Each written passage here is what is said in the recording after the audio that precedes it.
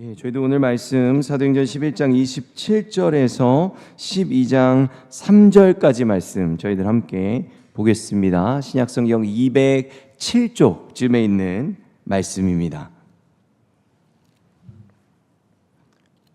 사도행전 11장 27절에서 12장 3절까지 말씀인데요. 저희들 함께 교독하겠습니다. 제가 먼저 읽고 마지막 말씀 같이 읽겠습니다. 그때 선지자들이 예루살렘에서 안디옥에 이르니 그 중에 아가보라 하는 한 사람이 일어나 성령으로 말하되 천하에 큰 흉년이 들리라 하더니 글라우디오 때에 그렇게 되니라. 제자들이 각각 그 힘대로 유대에 사는 형제들에게 부조를 보내기로 작정하고 이를 실행하여 바나바와 사울의 손으로 장로들에게 보내니라. 그때 헤롯 왕이 손을 들어 교회 중에서 몇 사람을 해하려 하여 요한의 형제 야고보를 칼로 함께 읽겠습니다. 유대인들이 이 일을 기뻐하는 것을 보고 베드로도 잡으려 할세 때는 무교절 기간이라. 아멘. 저희도 오늘 이 말씀 가지고 교회는 언제 일어섰는가라는 제목으로 함께 말씀 나누겠습니다. 여러분, 저희들 지난 시간에요, 바나바가 최초로 이방인들과 유대인들이 함께 예배를 드리는, 그래서 그 수리아의 안디옥에 그런 교회 공동체가 생겼다 그래서 제자들이 바나바를 그곳으로 보냈죠. 그곳에 있는 사람들이 키프로스 섬, 그러니까 구브로 섬 출신의 유대인들이 많았고 바나바는 바로 그 구브로 섬 출신인 유대인이었습니다. 그래서 거기에 있는 그 안디옥 교회에 그 사역자로서 파송받는 상황이 일어났었죠. 그리고 거기 가서 바나바가요, 정말로 유대인과 또 많은 헬라인들, 그 이방인들이 그곳에 함께 모여 있는 것을 보고 이방인들의 사도로 부름을 받은 그 사도 바울을 그의 고향인 다소에 가서 힘겹게 찾아와서 함께 사역을 합니다. 그리고 그 안디옥 교회가 1년 정도에 어떻게 됐습니까? 원래 본 교회였던 그 예루살렘 교회 이후에 정말로 가장 큰 최대 규모의 교회로 성장하게 됩니다. 근데 여러분, 이렇게 안디옥 교회가 기하급수적으로 성장을 했다라고 한 다음에 바로 오늘 본문에서 이 내용이 이어지는 거예요. 어떤 사람들, 그러니까 그 또 사역을 하면서 그 교회를 위해서 복음을 전하고 기도를 하는 그 제자들의 무리 중에 한 그 그룹이 지금 그 안디옥 교회에 방문을 한 거예요. 그런데 그 무리들 중에 28절부터 보면 그 중에 아가보라는 사람이 있었습니다. 한 번은 아가보가 일어나 성령의 감동을 받아 예언하기를 온 세상에 큰 기근이 닥칠 것이라고 말했습니다. 그런데 실제로 글라우디오가 황제가 되었을 때 기근이 발생하였습니다. 아멘.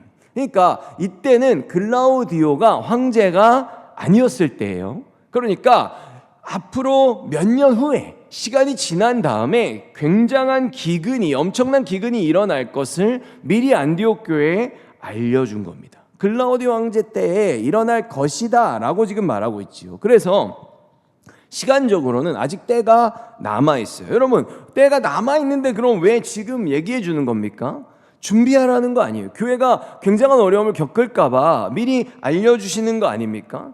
지금 그런데 안디옥 교회는 지금 굉장히 부흥한 상태란 말이에요. 그런데 안디옥 교회보다 어디가 더 어려워요? 지금 예루살렘 교회 형편이 굉장히 어렵습니다. 왜 그래요? 예루살렘에서 너무 심각한 박해가 지금 이루어지기 있기 때문이죠. 그런데 거기에다가 이제 몇 년 지나서 지금 가장 박해 때문에 고생하는데 엄청난 기근까지 거기에 임하게 되면 예루살렘 교회가 너무나도 어려워질 것을 지금 미리 알려주는 거예요. 그러니까 지금 이 안디옥 교회의 가장 큰 이방 교회, 이방인과 유대인이 섞여 있는 이 교회, 이곳의 신자들이요, 어떤 생각을 하는 겁니까?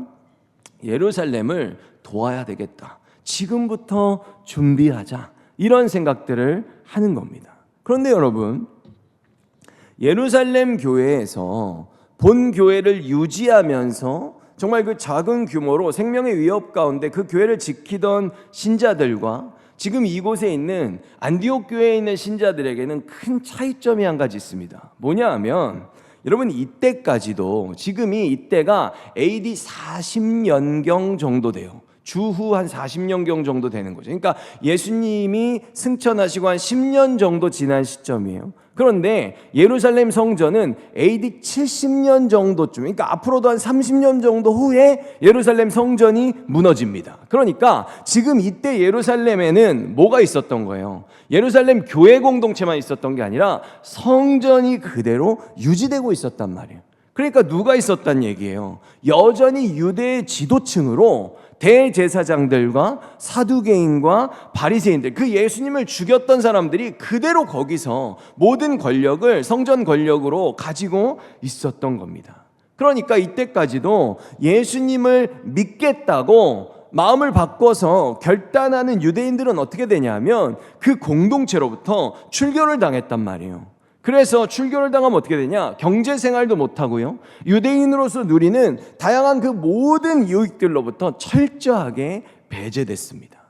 그러니까 이때만 해도요, 어떤 거예요? 내가 예수님을 믿는 기독교 신자가 되겠다는 그 결단을 내리는 것 자체가 대단한 겁니다.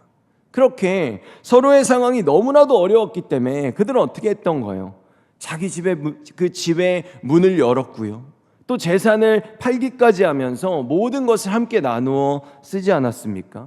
그런데 이제는 몇 년만 지나면 그 모든 온 땅에 큰 흉년이 들어서 그것마저도 쉽지 않을 것을 지금 하나님께서 아가보라는 사람을 통해 알려주신 거예요. 그러니까 바로 안디옥 교회에서 어떻게 반응하는 거예요? 29절과 30절에 제자들은 자기 형편대로 헌금하여 유대에 사는 형제들을 돕기로 결정하였습니다. 그들은 돈을 모아서 바나바와 사울 편에 예루살렘에 있는 교회 장로들에게 보냈습니다. 지금 29절과 30절에서요, 그냥 바로 헌금을 해서 그냥 간 게 아니라 굉장히 오랜 시간 동안 이것을 모았는데 누가는 이것을 지금 정리해서 우리들에게 알려주고 있는 거예요. 왜냐하면 글라우디오 때 어려움이 찾아왔을 때 그때 찾아가서 전달했거든요.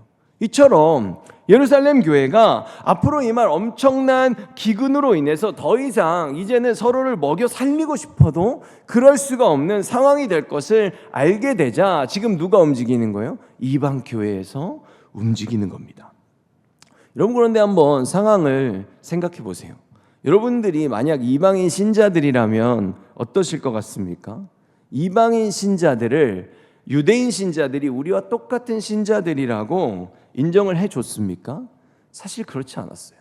지금 이때도 그렇지 않았습니다. 어디서 공식적으로 인정하는가 하면 예루살렘 공의회가 열릴 때 거기서 공식적으로 인정하거든요. 그때가 언제입니까? 사도행전, 오늘 저희가 12장 이제 넘어가는데 사도행전 15장 가야 거기서 이방인 신자들을 인정해 준단 말이에요. 물론 그때도 반대의 의견이 아주 치열하게 이렇게 서로 대립하는 걸 볼 수 있지요. 그런데 그런 이방인들이 지금 어떤 거예요? 자신들을 사실은 인정하지 않았고 일부 유대 성도들은 자기들이 할례를 받지 않았다면서 아예 자신들을 거부하고 있는 그런 예루살렘 교회임에도 불구하고 이들은 그들을 살리기 위해서 최선을 다하는 놀라운 믿음을 보여주고 있습니다. 사실 유대인 신자들이요, 이방인 신자들을 받아들이는데 꽤 오랜 시간이 들었단 말이에요. 지금도 여전히 그 교회를 사실은 바나바를 보냈다고 하지만 동등하게 인정하지는 않고 있는 상황이었거든요. 근데 오히려 이방인 신자들은 어때요? 자신들의 것을 지금 예루살렘 교회 그 신도들을 위해서 나눔의 그 어떤 거리낌도 없습니다. 그걸 듣자마자 바로 움직이잖아요. 그죠? 지금 그런 모습을 보여주고 있어요. 정말 너무나도 온전한 신자의 그 모범을 지금 멋지게 보여주고 있습니다. 여러분, 그런데요, 하나님의 역사가 참으로 재밌지 않습니까? 예루살렘 공의회가 분명히 15장에 가면 열릴 거예요. 그런데 이미 이전에 하나님께서는 예루살렘 교회의 어려움이 찾아올 것을 미리 이방 교회에 알려주시고 이방 교회의 도움을 통해서 예루살렘 교회가 어려움을 지나가겠죠. 잘 지나가겠죠. 그랬을 때 그 예루살렘 교회 안에 자리 잡고 있던 뭐가 무너지는 겁니까? 그들의 마음의 벽이 무너질 수 있도록 미리 역사하시는 거란 말이에요. 여러분, 정말로 나와 내 자녀가 굶어 죽어가는데 누군가가 자기도 어려우면서 자기의 것을 내놓아서 우리 가정을 살렸어요. 그럼 여러분 어떤 마음이 들겠어요? 이런 은혜는요, 시간이 지나도 평생 동안 잊어버릴 수가 없는 겁니다. 소위 원수였다 할지라도 이런 경험을 한번 하고 나면요, 그들을 어떻게 해요? 사랑할 수밖에 없는 거지요. 지금 하나님께서 그 이방 교회와 유대 교회를 하나의 교회로 엮기 위해서, 하나로 만들어 가기 위해서, 합쳐지게 하기 위해서 지금 굉장히 세심하게 애써 가시는 것을 볼 수 있죠. 그렇지요? 게다가 바울은요, 이번뿐만이 아니라 바울은 어때요? 지속적으로 보세요, 여러분. 바울은요, AD 한 65년 정도에 죽은 것으로 베드로와 둘 다 그렇게 알려져 있어요. 그러니까 바울하고 베드로가 살아 있을 때 성전이 어때요? 그때까지도 성전은 무너지지 않았단 말이에요. 그럼 계속 성전 권력들이 있었겠죠. 그러니까 바울은요, 이때부터 시작해서 그가 죽음을 맞이하는 그 순간까지 계속해서 예루살렘 교회를 돕습니다. 그가 이방의 교회를 세울 때마다 거기에 가서 계속해서 연보를 모아가지고 예루살렘에 갈 때마다 전해주는 그런 믿음을 바울이 보여준단 말이에요. 그럼 여러분 한번 보세요. 지금의 이방 교회는 과연 어떤 상황 속에서 이런 연보를 드렸던 걸까요? 바울이 이방 교회가 언제 연보를 했는지 이런 상황을 얘기해 주고 있어요. 고린도후서 8장 2절 말씀을 보면요, 환난의 많은 시련 가운데서 그들의 넘치는 기쁨과, 여기서부터 보십시오, 극심한 가난이 그들의 풍성한 연보를 넘치도록 하게 하였느니라. 여러분 보세요. 지금 이 말씀을 보면 이 말씀 조금 이상하지 않습니까? 중간부터만 읽어보면 어때요? 정말로 이상하죠. 그들의 극심한 가난이 그들의 풍성한 연보를 넘치게 하였다. 여러분 도대체 이게 무슨 말입니까? 너무나도 이상하지 않습니까? 여러분 이처럼요, 사실 당시의 이방교회도, 여러분 이방교회 대부분의 신자들은 전부 다 종들이었습니다. 대부분이 종이었어요. 종의 신분으로 살고 있던 사람들이었거든요. 그들 나름대로 굉장히 어려운 상황이었단 말이에요. 그들도 어땠다 그래요? 지금 여기서 그들도 환난 가운데 있었다고 지금 얘기하고 있어요. 그러나 그랬던 그들에게는 뭐가 있었다는 거예요. 지금 한 가지가 더 있었죠. 그 앞에 뭐가 있었어요? 극심한 가난만이 아니라 그 가운데 넘치는 기쁨이 있었다라고 지금 말하고 있잖아요. 그런데 따지고 보면 그들도 어땠다는 거예요? 극심하게 가난했다. 최상급의 표현이에요. 그런데도 불구하고 예루살렘 교회에 어려움이 찾아온다라고 하니까 나도 가난한 가운데 그 나와 동일하게 예수 그리스도를 믿는 그 형제, 나의 몸을 살리겠다면서, 사실 유대인들은 이때까지만 해도 갈라디아서 보면 어때요? 그들하고 같이 똑같은 밥상에서 밥 먹는 것조차도 반겨하지 않았다고요. 그런데 그 유대인 신자들을 향해서 이들은 지금 생명을 나누고 있는 겁니다. 실로 대단한 믿음이 아닐 수 없지요. 이처럼 하나님께서는요, 오히려 어때요? 고난 가운데 누리는 기쁨과 그 고난 가운데 인내하는 그 믿음을 통해서 주님의 교회를 더욱더 하나된 교회로 지금 세워가고 계신 겁니다. 여러분, 바로 이것이 이 땅의 모든 경계와 모든 장벽을 무너뜨리는 놀라운 복음의 능력인 겁니다. 서로의 희생과 그 헌신이 교회를 더욱더 교회되게 하고 더욱더 지금 하나로 만들어 가는 겁니다. 여러분, 결국 교회에 와서요, 무언가를 더 받으려고만 하고 무언가를 더 누리려고만 하는 사람들은요, 어떤 면에서 지금 이 초대교회의 모습을 보면 어때요? 이런 마음을 가진 사람들은요, 스스로가 그런 생각을 자꾸 고집함으로써 자신을 더 교회답지 못하게 만드는 모습인 겁니다. 여러분, 이런 사람들이요, 대부분 교회를 떠날 때 그 교회를 향해서 이런 얘기들을 해요. 내가 무언가를 정말로 더 누리고 싶었는데, 내가 무언가를 정말로 더 받고 싶었는데 그러지 못해서 나는 이제 나에게 내가 원하는 것들을, 더 많은 것들을 충족시켜 줄 수 있는 그곳으로 간다고 말하는 거지요. 그런데 여러분, 정말로 너무나도 죄송한데요, 그들은 뭡니까? 진정한 하나님의 교회가 이 땅에서 지금 이 사도행전을 보세요. 지금까지 어떻게 존재하고 어떤 상황 가운데서 하나님의 교회가 일어서고 세워져 왔는지 지금 그들은 모르고 있는 겁니다. 지금 보니까 어떻습니까? 여러분, 지금 이방 교회가 자신들은 받는 고난이 없어서, 그래서 그들은 너무나 풍족해서 나는 하나도 안 힘들어서 그래서 일어서는 겁니까? 아니요. 지금 교회는 모두가 힘들어하고 있는 상황 가운데서 더욱더 풍성하게 일어서고 있는 겁니다. 여러분, 지금의 기독교, 지금의 우리 성도들이 이 세상에서 세상으로부터 받는 어떤 눈총들, 그들이 우리들을 바라보는 시선들은 어떻습니까? 참으로 어렵죠. 거의 바닥인 것 같아요. 옛날에는 그래도 목사님이라고 하면 조금은 존경하는 마음이 있었던 것 같은데 요새는 목회자라고 하면 혹시 사기꾼인가? 이런 생각부터 하는 것 같아요. 그런데요, 그렇다고 해서 여러분 보세요. 한 30년, 40년 전에 예전에 한국교회 성도들이 정말로 막 넘쳐났습니다. 그런데 어땠습니까? 우리들이 그때, 여러분 30년, 40년 전에 생각해 보세요. 그때가 지금보다 우리가 더 풍요로웠고 그때가 우리가 더 배불렀고 그때가 우리가 더 잘 살았습니까? 제가 초등학교 다닐 때요, 물론 권사님들 시절엔 더 어려웠겠죠. 저희 할머니한테도 들으면 그런 얘기 많이 들었어요. 그런데 지금 생각해 보면 여러분, 저희 초등학교 때 제가 진짜로 많이 못 들어봤던 단어가 비만이란 단어예요. 저는 이 단어를요, 어린 시절에 제가 초등학교 다닐 때 들어본 적이 없어요. 저희도 초등학교 다닐 때 한 반에 막 60명이 넘었고요. 한 학년에 막 17반, 18반까지 있었고 그것도 부족해서 오전반, 오후반으로 나눠서 다녔습니다.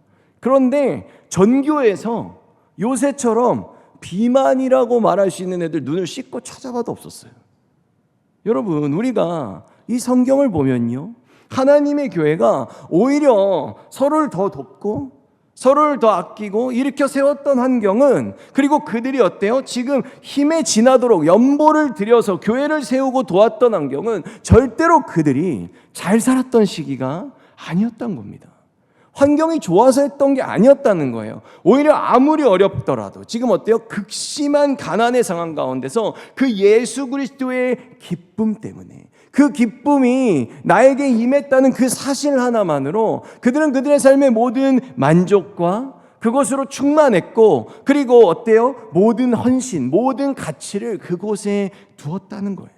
그렇게 그들이 가장 가난했을 때, 가장 힘들었을 때 교회가 참된 생명력을 발휘했다는 겁니다. 여러분, 주님께서는 우리들 모두를 교회로 부르셨습니다. 우리도 이들과 똑같은 교회예요. 사실 오늘 본문에 나오는 안디옥 교회 이방 신자들과 예루살렘 교회 그 유대 신자들은 따지고 보면요, 어떤 사람들입니까? 안디옥 교회 이방 신자들이요, 유대 교회 신자들 사실 안 친했어요. 어떤 면에서는 일면식도 없는 사람들입니다. 그런데 그럼에도 불구하고 그들이 예수 그리스도의 자녀라는 그 사실, 그래서 그들로 인해서 우리가 복음을 들었고 우리도 지금 그 예수 그리스도 안에서 온전한 하나가 되었다는 그 사실 하나 때문에 이들이 뭐예요? 그들을 향해서 내가 먹어야 될 것들을 내놓으며 먼저 희생하고 헌신하지 않습니까? 예수 그리스도 안에서 하나라는 것을 인정하는 정말로 놀라운 신앙을 삶으로 증명하고 있다는 거지요. 이런 교회의 모습이 있고, 그리고 이제 12장으로 넘어가면요, 이 예루살렘 교회에 또 다른 어려움이 찾아옵니다. 이들은 이제 글라우디오 때 어려움이 찾아올 거라고 생각하고 안디옥 교회는 이제 그 연보를 준비하고 있는 상황에 예루살렘 교회에 또 어떤 일이 일어났는지를 지금 이 12장에서 들려주는 거예요. 어떤 어려움인가 하면 바로 헤롯이 본격적으로 교회를 핍박하기 시작합니다. 여러분, 이때 이 헤롯은요, 이제 자세히 설명드리겠지만 유대 땅의 모든 지역을 다 다스리던 굉장히 큰 권력을 갖고 있었어요. 사실 지금까지의 핍박은 누가 한 거예요? 성전의 권력자들이 한 거죠. 대제사장들과 사두개인들과 바리새인들이, 그들은 근데 어떤 세력이에요? 종교 세력이죠. 종교 세력을 중심으로만 이루어져 왔단 말이에요. 그들로부터 출교를 당해서 경제권을 잃어버리고 먹고 살기 힘들어졌죠. 그런데 이제는요, 어때요? 로마의 정부가 힘을 실어준 지금 정치 세력까지도 이제는 합세해서 교회를 핍박하는 겁니다. 이제 모든 방향에서, 전 방향에서 핍박을 지금 예루살렘 교회가 받기 시작하는 거예요. 훨씬 더 어려워지는 거지요. 아주 큰 위기가 찾아온 겁니다. 그런데 여러분, 왜 헤롯이 갑자기 난데없이 이 12장에 나타나서 예루살렘 교회를 핍박하는 걸까요?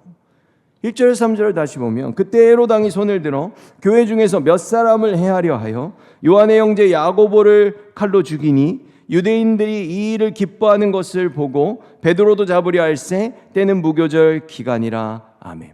여러분, 헤롯은요, 그가 어떤 사람인지를 봐야 이것을 알 수 있어요. 헤롯은요, 그의 출신으로 봤을 땐 절대로 유대의 왕이 될 수 없는 사람입니다. 그런데 절대로 될 수 없는 헤롯이 왜 지금 왕이 됐느냐? 그가 왜 유대의 왕으로 자리에 앉아 있느냐? 로마가 세워줬기 때문이에요. 로마의 황제에게 가가지고 막 온갖 돈을 주고 거의 손금이 없어질 정도로 로비를 해가지고 그 왕을 받아갖고 왔어요. 그런데 유대인들이 이 헤롯을 자신들의 왕으로 인정하지 않는 거예요. 왜냐하면 출신 때문에 안 된다 그랬죠. 그가 에돔 출신이기 때문입니다. 그러니까 헤롯은 이스라엘이 아니에요? 아니에요. 헤롯은 에서의 후손이에요. 그러니까 12지파 출신도 아니고 12지파가 아니니까 더더욱 유대의 왕이 될 수 있는 유다지파 출신은 아닌 거지요. 그래서요, 이 헤롯 집안이 유대의 왕의 자리를 로마로부터 받아서 대대로 지켜왔음에도 불구하고 이들은 항상 어때요? 열등의식에 계속해서 시달려왔습니다. 여러분, 성경에 아주 여러 명의 헤롯이 나와요. 우리가 예수님이 태어날 때 예수님을 죽이려고 그랬던 때도 헤롯이거든요. 그러니까 계속, 그런데 사도 바울하고 나중에 대화를 나누는 것도 헤롯이에요. 그러니까 도대체 헤롯이 몇 년을 산 거야? 분명히 여기 12장에서 이제 다음 시간에 보겠지만 헤롯은 죽거든요. 그랬는데 헤롯이 또 나와가지고 막 바울하고 대화를 나누고 있단 말이죠. 그게 아니에요. 그러니까 예수님이 태어날 때 뭐라 그래요? 유대 왕을 내가 로마에서 도대체 어떻게 얻었는데 유대 왕이 태어난다는 소식을 들은 거잖아요. 그래서 그때 그 헤롯이 헤롯 대왕이라는 사람이거든요. 헤롯 대왕이 어떻게 합니까? 베들레헴과 그 주변에 있는 2살 아래의 모든 사내 아이를 다 죽여버리죠. 여러분, 이게 얼마나 잔인한 일일까요? 그죠? 집집마다 문을 열고 2살 아이 어린아이들 가서 전부 다 죽인다고 생각해 보세요. 이토록 이 헤롯 집안은요, 어떻게든 유대의 그 왕의 자리를 지켜내기 위해서 물불을 가리지 않는 사람들이었습니다. 그래서 그 예수님 때 헤롯 대왕이 유대인들이 자기를 그냥 하도 싫어하니까 유대인들의 마음을 얻기 위해서 헤롯 대왕이 뭘 했냐 하면 그들이 생명처럼 여기는 그 수룹바벨이 세웠던 성전이 되게 초라했거든요. 그 성전을 증축해 준 겁니다. 굉장히 어렵게 지었다고 나와 있어요. 제가 옛날에 한번 말씀드렸죠. 여러분, 실제로 미국에서 건축을 공부하는 분들이 헤롯을 압니다. 왜냐하면 헤롯 대왕이 그 어려운 성전 건축을 그 지형에서 해낸 그 공법을 세계 최초로 개발했다고 알려져 있어요. 그래서 헤롯 대왕이 이 성전, 유대인들이 하고 싶어도 도저히 할 수가 없었던 이 성전을 굉장히 넓게 증축시켜 주니까 유대인들이 어떻게 해요? 헤롯을 받아들였단 말이에요. 그리고 이제 그 헤롯 대왕이 죽어요. 그런 다음에 그 헤롯 대왕의 자녀들 4명이 이 헤롯이 다스리던 그 전 지역을 4개로 쪼갭니다. 그래서 이 4명이 각 지역을 다스려요. 그래서 이들을 나눠서 4개 지역을 다스렸다고 해서 분봉왕이라고 성경에서 불렀던 겁니다. 그리고 특별히 그 4명의 아들들 중에 저희들에게 제일 많이 알려지는 헤롯은 바로 헤롯 안티파스라는 헤롯 대왕의 아들이에요. 바로 이 헤롯 안티파스가 세례 요한의 목을 베었고 예수님을 신문한 다음에 빌라도에게 넘겨준 사람입니다. 그리고 오늘 본문에 또 헤롯이 나와요. 근데 이 사람은 헤롯 아그리파 1세입니다. 그러니까 예수님이 태어날 때 있었던 헤롯 대왕의 어떤 거예요? 손자인 거죠. 지금 손주인 거예요. 그러니까 성경에 나오는 헤롯이 다 다르다 그랬는데 이제 오늘 이 헤롯 아그리파는 이제 다음 시간 가면 죽어요. 그런데 죽고 그 다음 사도 바울하고 나중에 대화를 나누는 헤롯은 헤롯 아그리파 2세입니다. 그러니까 지금 오늘 여기 나와서 야고보를 죽이고 베드로를 감옥에 가둔 헤롯 아그리파 1세의 아들인 거죠. 그러니까 그 사람은 대왕 헤롯, 예수님 때 예수님을 죽이려고 그랬던 그 대헤롯의 누군가요? 증손자인 거예요. 그러니까 헤롯이 지금 어때요? 우리가 여기까지 오면서 헤롯이 총 지금 이렇게 3대, 그죠? 증손자에서 이렇게 여기까지 지금 그 대수를 거친단 말이에요. 근데 우리 성경엔 다 헤롯이라고 나오니까 우리는 그것이 헷갈릴 수 있는 거죠. 뭐 충분히 이해되는 부분이에요. 그런데 지금의 이 헤롯 아그리파 1세는 어떠냐 하면 자기의 아버지하고 삼촌들이 할아버지 거를 4등분해서 나눠서 다스렸다 그랬잖아요. 근데 이 헤롯 아그리파 1세가 또다시 이 4개의 지역을 다 통합해서 다스린 거예요. 그러니까 권력이 자신 할아버지 때처럼 아그리파 1세는 권력이 굉장히 더 컸던 거죠. 특별히 까다로웠던 사람이 누구냐면 아까 말씀드렸던 자기 삼촌이었던 헤롯 안티파스입니다. 요한하고 예수님을 죽였던. 근데 이 아그리파 1세가 안티파스를 삼촌인데 삼촌 이젠 저한테 주세요 뭐 이렇게 한 게 아니라 그 삼촌을 로마에다가 잘못한 거를 밀고 해가지고 삼촌을 처형시켰어요. 그래서 밀어내고 그 지역까지 다 차지해서 다스리게 된 인물이 바로 아그리파 1세입니다.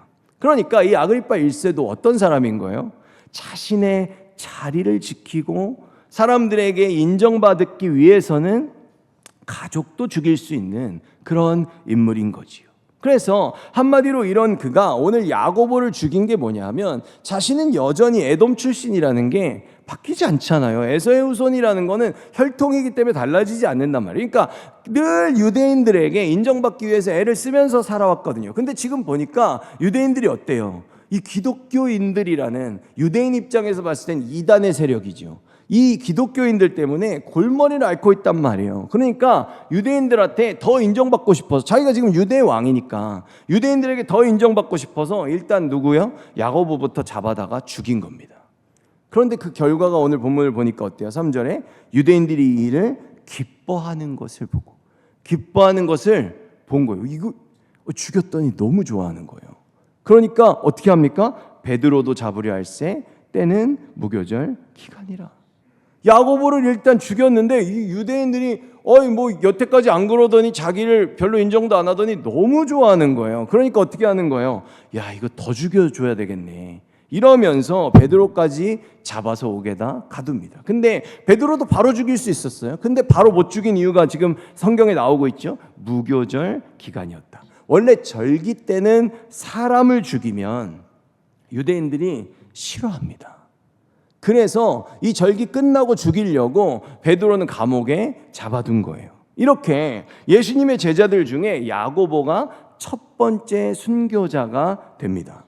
여러분, 야고보 한번 그가 예수님하고 보냈던 과거를 한번 생각해 보세요. 예수님께서 이 땅에 계실 때 성경에 나오는 그 첫 번째 치맛바람이라고 그랬죠. 엄마가 아들 둘 데리고 와서 당신의 오른쪽 왼쪽에 세워달라면서 막 예수님한테 잘하잖아요. 그때 예수님께서 그건 내가 해줄 수 없다고 하면서 그들에게 질문을 던지시기를 이런 얘기를 던지시지요.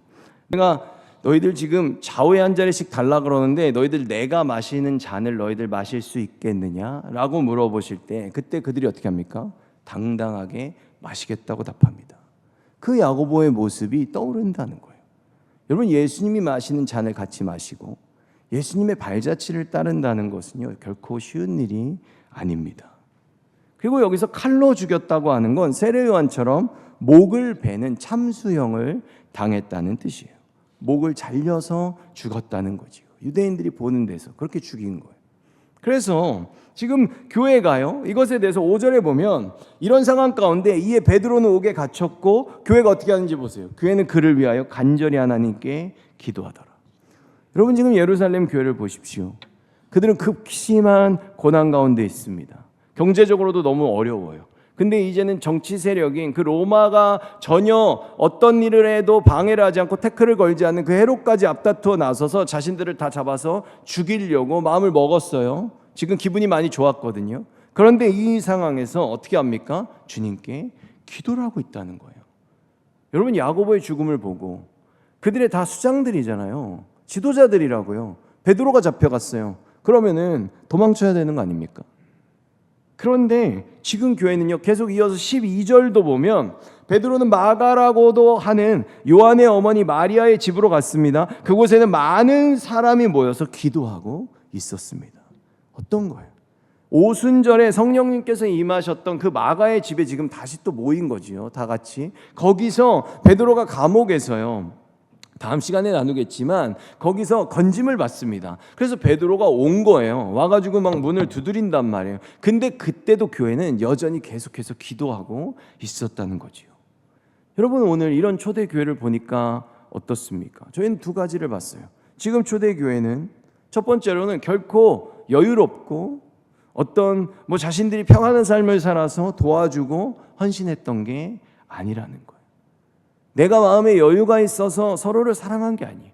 그리고 그들이 기도하는 두 번째 모습 어떻습니까? 그들은요, 기도한다고 앉아서 나만 위해서 기도하는 공동체가 아니었다는 겁니다.